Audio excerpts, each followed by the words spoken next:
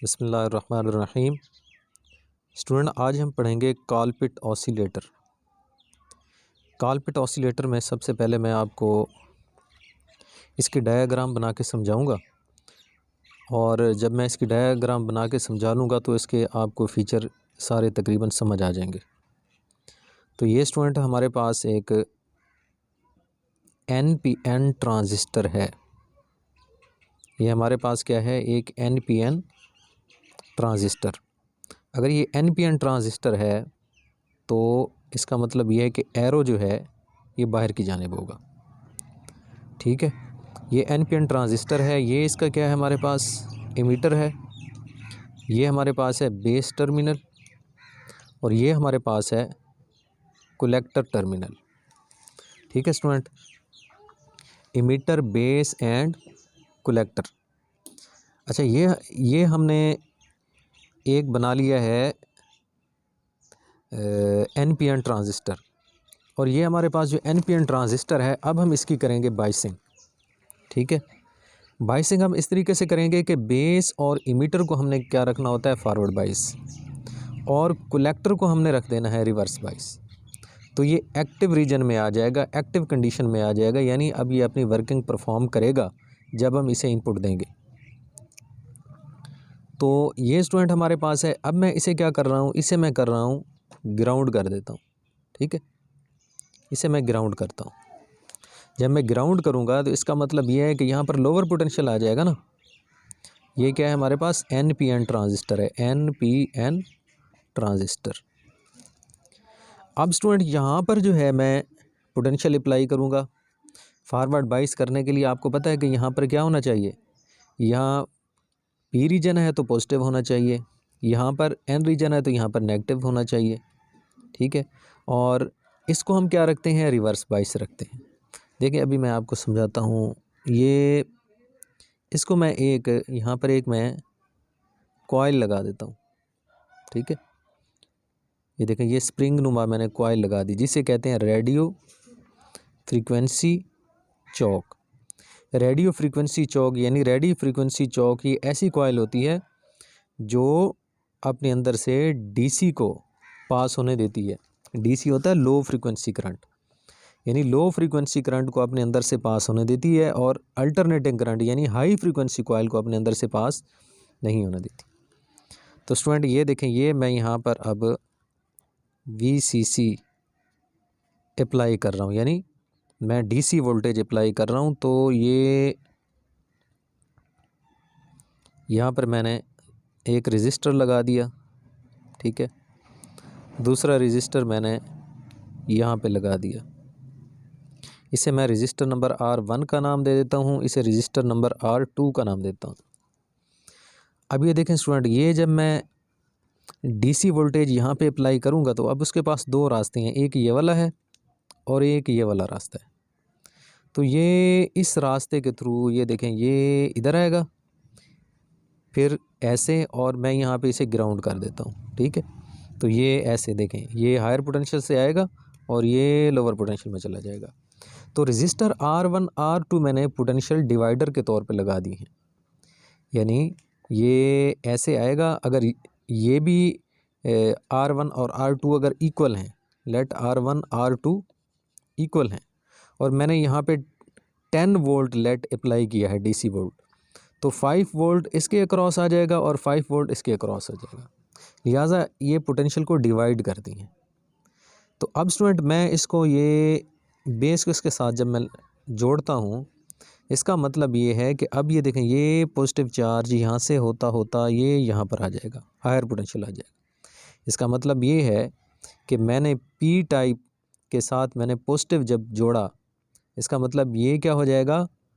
ये forward biasing हो जाएगी। ठीक है, अच्छा, अब ये देखें, यहाँ पर क्या है? ये लोअर पोटेंशियल दिया। Lower potential means zero potential या लोअर पोटेंशियल को हम नेगेटिव पोटेंशियल भी कहते हैं। ठीक है, तो ये N के साथ मैंने नेगेटिव पोटेंशियल दे दिया, लोअर पोटेंशियल दे दिया, तो ये भी फॉरवर्ड, लिहाजा इमीटर और बेस जंक्शन हमारे पास फॉरवर्ड बाइसिंग में आ गए हैं। ये रीजन हमारे पास क्या आ गया है स्टूडेंट? ये इमीटर और बेस ये फॉरवर्ड बाइस हो गए हैं, फॉरवर्ड बाइस। ठीक है, इनकी बायसिंग फॉरवर्ड है। अब स्टूडेंट हम आगे चलते हैं। अब हम देखते हैं कि ये जो है हमारे पास ये क्या होगा। अब ये देखें, ये VCC सिग्नल यहाँ पे आएंगे DC करंट, और DC करंट को आपको पता है कि रेडियो फ्रीक्वेंसी चौक जो है ये क्योंकि इंडक्टर है, और इंडक्टर की जो इम्पीडेंस होती है, इंडक्टर की जो रुकावट होती है करंट के अगेंस्ट, जिसे हम इम्पीडेंस कहते हैं, वो है स्टूडेंट 2πfL। तो अब स्टूडेंट ये देखें, जब मैं इसकी फ्रीक्वेंसी क्या होती है DC करंट की, ये DC सोर्स है, डायरेक्ट करंट है, इसकी फ्रीक्वेंसी तकरीबन 0 के बराबर हम कंसीडर करते हैं।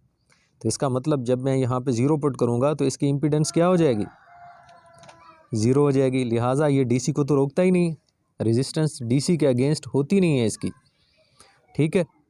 अब स्टूडेंट मैं यूँ करता हूँ, अगर मेरे पास ये कैपेसिटर है तो कैपेसिटर का क्या होता है, कैपेसिटर की इम्पीडेंस होती है 2πfC।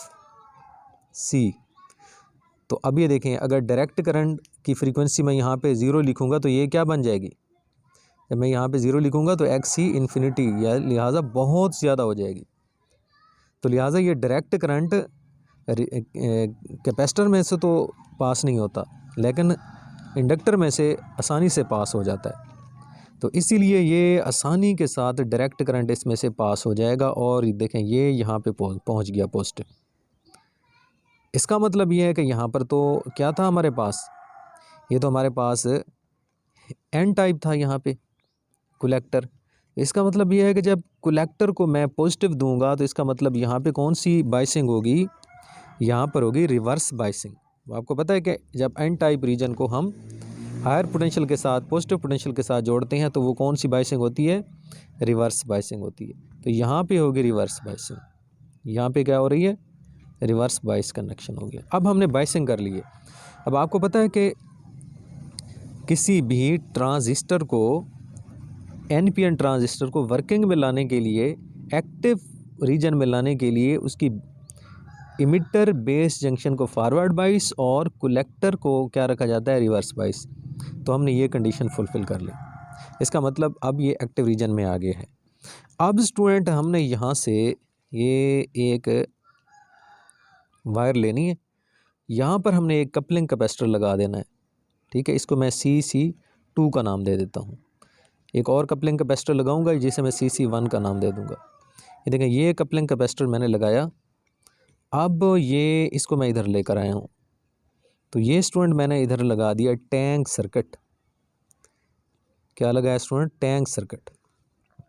अब स्टूडेंट ये टैंक सर्किट जो है, इस दो कैपेसिटर मैंने लगाने हैं सीरीज़ में। ये देखिए ना, सीरीज़ में है दो कैपेसिटर, इसे मैं C1 कह देता हूँ, इसे मैं C2 कह देता हूँ। ये सीरीज़ में मैंने दो कैपेसिटर लगा दिए, और एक मैंने इंडक्टर लगा दिया जिसकी इंडक्टेंस L है, वो स्टूडेंट मैंने लगा दिया पैरेलल में। तो अब दो कैपेसिटर मैंने सीरीज़ में लगा दिए हैं और एक इंडक्टर मैंने पैरेलल में लगा दिया है, ठीक है। तो ये स्टूडेंट मैंने इस तरीके से इसे बना लिया। अब मैंने इसे स्टूडेंट क्या कर दिया है, इसे मैंने ग्राउंड कर दिया है, यानी कि ये टैप्ड कर दिया है। ये जो टैप्ड हमारे पास दो कैपेसिटर हैं, इसको दरमियान से अगर मैं ग्राउंड कर दूं तो फिर हम कहते हैं कि ये टैप्ड कैपेसिटर्स हैं। ये टैप्ड कैपेसिटर स्टूडेंट मैंने इसको क्या कर दिया है, ग्राउंड कर दिया है दरमियान से, ठीक है। अब स्टूडेंट क्या होगा, एक मैंने यहाँ पे एक कॉइल लगा दी ताकि वो म्यूचुअल इंडक्शन के थ्रू बाहर हम आउटपुट हासिल कर सकें। ये स्टूडेंट हम यहाँ पे इसकी इंडक्टेंस में L प्राइम कह देता हूँ। यहाँ पे स्टूडेंट मैं क्या करूँगा, इसकी आउटपुट लूँगा। ये मैं आउटपुट यहाँ पर इन टर्मिनल्स के दरमियान में आउटपुट मैं इसकी लूँगा। अब स्टूडेंट देखें होता क्या है, अभी फीडबैक को हम नेक्स्ट आगे डिस्कस करते हैं। अब स्टूडेंट यूँ होगा कि जैसे ही मैं DC अप्लाई करूँगा तो ये DC के पास दो रास्ते हैं। एक तो इधर से होता हुआ इसे फॉरवर्ड बाइस जाके करेगा, एक इससे गुज़रता हुआ यहाँ पे आ जाएगा।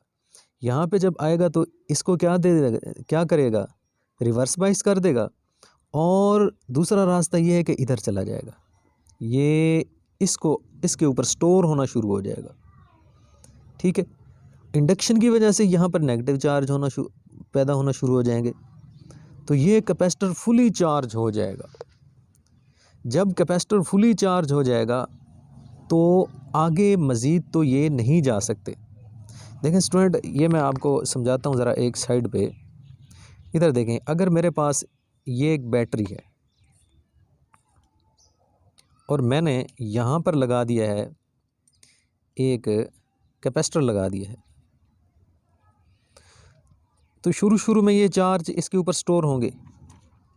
देखें, ये इसके ऊपर चार्ज स्टोर होना शुरू हो जाएंगे। तो जितने चार्ज स्टोर हो सकते हैं, इंडक्शन की वजह से यहाँ पर नेगेटिव आना शुरू हो जाएगा। तो अब ये कैपेसिटर फुली चार्ज हो गया है। शुरू शुरू में इसमें से करंट वायर में से बहेगा, लेकिन जब ये कैपेसिटर फुली चार्ज हो जाएगा तो मज़ीद इसके ऊपर चार्ज स्टोर होने के लिए नहीं जा सकेगा। इसका मतलब करंट का फ़्लो रुक गया। तो अब ये करंट इसमें से पास नहीं होगा। लेकिन अगर मैं यूं कर देता हूं कि आगे एक और कैपेसिटर लगा देता हूं यहाँ पर, तो फिर क्या होगा? फिर यूं होगा कि जैसे ये फुली चार्ज होगा, इसके ऊपर इंडक्शन की वजह से नेगेटिव चार्ज, और यहाँ से फिर इंडक्शन की वजह से यहाँ पर फिर पॉजिटिव चार्ज। ठीक है, तो इंडक्शन की वजह से यहाँ पर फिर नेगेटिव चार्ज। तो बिल्कुल सेम ऐसे ही होगा यहाँ पर भी। जब ये कैपेसिटर फुली चार्ज हो गया है, इसका मतलब अब यहाँ से जैसे ही फुली चार्ज होगा तो नेक्स्ट इसके ऊपर चार्जिंग ख़त्म हो जाएगी। अब मज़ीद इसके ऊपर चार्ज नहीं आ सकते। लेकिन इंडक्शन की वजह से क्या होगा? इंडक्शन की वजह से इस प्लेट के ऊपर पॉजिटिव चार्ज आना शुरू हो जाएंगे। जैसे मैंने आपको समझाया है कि इसके ऊपर अगर ये चार्ज हो गया है तो अगर आगे कोई और कैपेसिटर लगा हुआ है तो यहाँ पर पॉजिटिव चार्ज इंडक्शन की वजह से आना स्टार्ट हो जाते हैं। और अगर कोई लगा हुआ है तो उसके ऊपर ये देखें, ये इंडक्शन प्रोसेस चलता है। तो ये इंडक्शन की वजह से इसके ऊपर क्या आना शुरू हो जाएंगे? ये पॉजिटिव चार्ज स्टोर होना शुरू हो जाएंगे। और फिर बिल्कुल इंडक्शन की वजह से यहाँ पर अपोजिट चार्ज नेगेटिव आ जाएगा। अब स्टूडेंट ये देखें, ये इसके ऊपर क्या आ गया है? ये फुली चार्ज हो गया है। तो इंडक्शन की वजह से क्या होगा? ये इसके ऊपर चार्ज आना शुरू हो जाएंगे इंडक्शन की वजह से। जब इसके ऊपर चार्ज आना शुरू हो जाएंगे तो अब ये देखें, ये इसके ऊपर क्या आ जाएंगे? ये पॉजिटिव चार्ज आ जाएंगे। और ये जब इधर आएंगे और इधर से होते हुए यहाँ पर भी पॉजिटिव चार्ज आ जाएंगे, यहाँ पर नेगेटिव आएंगे। यहाँ से हमने इसको टेप्ड कर दिया है। तो ये देखें, इंडक्शन की वजह से ये भी चार्ज हो गया, ये भी चार्ज हो गया। ठीक है, अब इसने क्या होना है? इन्होंने डिस्चार्ज होना है, क्योंकि ये देखें, ये पाथ तो यहाँ पे मौजूद है ना। ये देखें, ये पाथ है हमारे पास। अगर ये पाथ मौजूद है चार्जिंग के फ़्लो का, तो ये इसमें से करंट फ़्लो करेगा। करंट फ़्लो करेगा तो इसमें मैग्नेटिक फील्ड स्टोर होना शुरू हो जाएगा। आपको पता है कि जब भी किसी इंडक्टर में से चार्जेस फ़्लो करते हैं, करंट फ़्लो करता है, तो उसमें मैग्नेटिक फील्ड बन जाता है। तो इसमें स्टूडेंट मैग्नेटिक फील्ड बनना शुरू हो जाएगा। ठीक है, ये चार्ज होंगे, फिर डिस्चार्ज होंगे। जब चार्ज होंगे इनमें मैग्नेटिक फील्ड स्टोर होगा, इलेक्ट्रिक फील्ड स्टोर होगा। जब डिस्चार्ज होंगे तो इसमें मैग्नेटिक फील्ड स्टोर होगा। ठीक है, जब इसकी ये डीमैग्नेटाइज होगा तो ये इनमें इलेक्ट्रिक फील्ड स्टोर हो जाएगा। इलेक्ट्रिक फील्ड की स्टोरेशन, मैग्नेटिक फील्ड की स्टोरेशन, मैग्नेटिक फील्ड की डिस्टोरेशन, इलेक्ट्रिक फील्ड की स्टोरेशन। इसी तरह इलेक्ट्रिक फील्ड की डिस्टोरेशन, मैग्नेटिक फील्ड की स्टोरेशन हो जाएगी। तो इस तरह ये प्रोसेस चलता रहेगा। और यहाँ पर एक म्यूचुअल इंडक्शन के थ्रू इसमें क्या आ जाएगा? एक म्यूचुअल इंडक्शन के थ्रू आपको पता है इसमें मैग्नेटिक फील्ड बनेगा। ठीक है, जैसे ये डीमैग्नेटाइज होगी तो ये डीमैग्नेटाइज हो जाएगा, जैसे ये मैग्नेटाइज होगी तो ये मैग्नेटाइज हो जाएगी। तो इस तरह इसमें ये एक वेव फॉर्म बन जाएगी। ये वेव फॉर्म, ये देखें, ये स्टूडेंट वेव फॉर्म। लेकिन ये वेव फॉर्म क्या होगी? इसका एम्पलीट्यूड कम होता जाएगा। लिहाजा ये जो वेव फॉर्म बनेगी हमारे पास, ये डैम्प्ड ऑसिलेशन देगी। साइनोसाइडल वेव जो बन रही है, डैम्प्ड साइनोसाइडल वेव बन रही है। ये डैम्प्ड साइनोसाइडल वेव स्टूडेंट इसलिए बन रही है क्योंकि यहाँ पे क्या हो रहा है कि जब ये ऑसिलेशन होती है ना, यानी कि ये डिस्चार्ज होते हैं, ये चार्ज हो जाती है, इसमें मैग्नेटिक फील्ड बन जाता है। मैग्नेटिक फील्ड फिर इसका ख़त्म होता है, इसमें इलेक्ट्रिक फील्ड बन जाता है। तो ये ऑसिलेशन जो होती है ना ये चार्जेस की, तो जब ये इसमें से गुज़रते हैं ना चार्जेस, तो क्या होता है, कैपेसिटर में या इंडक्टर में रेजिस्टेंस होती है। रेजिस्टेंस होती है तो इसका मतलब ये है कि वहाँ पर हीट का लॉस होगा। जब हीट का लॉस होगा तो इसका मतलब ये है कि इसलिए जब हीट लॉस होगी तो यहाँ पर हमारी डैम्प्ड ऑसिलेशन आएगी। इस डैम्प्ड ऑसिलेशन को कवर करने के लिए फिर हम फीडबैक देते हैं। यहाँ से फिर हम स्टूडेंट कुछ फीडबैक दे देंगे। ये ऐसे एक कपलिंग कैपेसिटर हम यहाँ पे लगाएंगे ताकि एसी सिग्नल ही जाए। तो कपलिंग कैपेसिटर C2 का नाम इसे देते हैं, वो हम यहाँ पे लगा देते हैं। अगर कोई डीसी सिग्नल इसके साथ है भी सी तो वो इसे नहीं गुजरने देगा, एसी सिग्नल ही प्योर जाएगा। तो स्टूडेंट एसी सिग्नल यहाँ से फिर हम देखें, यहाँ से डीसी हमने अप्लाई किया था, लेकिन यहाँ पर आपको पता है कि ऑसिलेशन हो रही है चार्जेस की। कभी ये चार्ज होते हैं फिर डिस्चार्ज होते हैं, तो इसमें ऐसे ऑसिलेशन स्टार्ट होती है, इसलिए ऑसिलेटिंग वेव्स प्रोड्यूस हुई है, एसी करंट जनरेट हुआ है। तो ये स्टूडेंट ये हम फीडबैक दे देते हैं इसके थ्रू। जब फीडबैक देते हैं तो IB करंट क्या हो जाता है, थोड़ा सा बढ़ जाता है।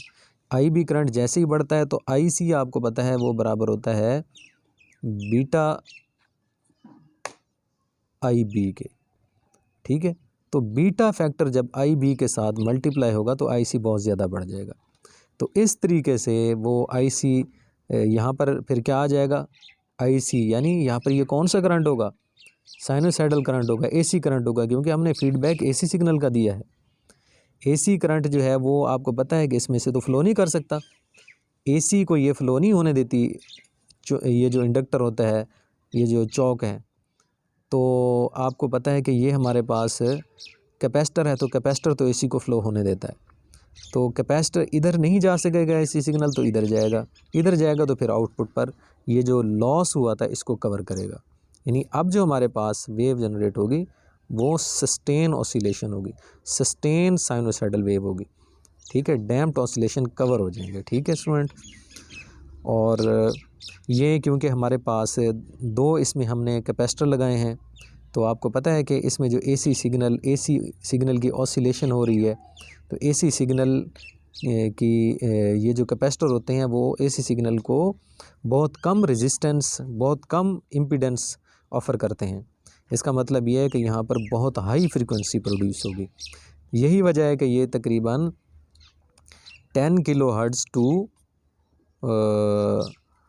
20 या फिर 30 मेगाहर्ट्ज़ फ्रीक्वेंसी ये जनरेट करवा सकता है, ठीक है। तो और दूसरी बात ये है, यहाँ पर जो है स्टूडेंट एक कैपेसिटर भी लगा देते हैं, सिरेमिक कैपेसिटर, ठीक है। वो इसे ग्राउंड हम कर देते हैं ताकि यहाँ पर अगर कोई AC सिग्नल यहाँ पर आता है तो वो फ़ौरन AC करंट इसके थ्रू ग्राउंडेड हो जाए, ताकि यहाँ पर हम रजिस्टर लगा के जो ग्राउंड करते हैं, यहाँ रजिस्टर के ऊपर क्या आ जाता है, पोटेंशियल डेवलप हो जाता है। और पोटेंशियल डेवलप से बचने के लिए हम क्या करते हैं, AC सिग्नल को इसके थ्रू पास ऑन करवा देते हैं। ये टर्मिनल स्टूडेंट क्योंकि तीनों ग्राउंड है तो मैं इन तीनों को इकट्ठा भी कर सकता हूँ। ये देखें, ये तीनों ग्राउंडेड मैंने कर दिए। तो ओके स्टूडेंट, अल्लाह हाफिज़।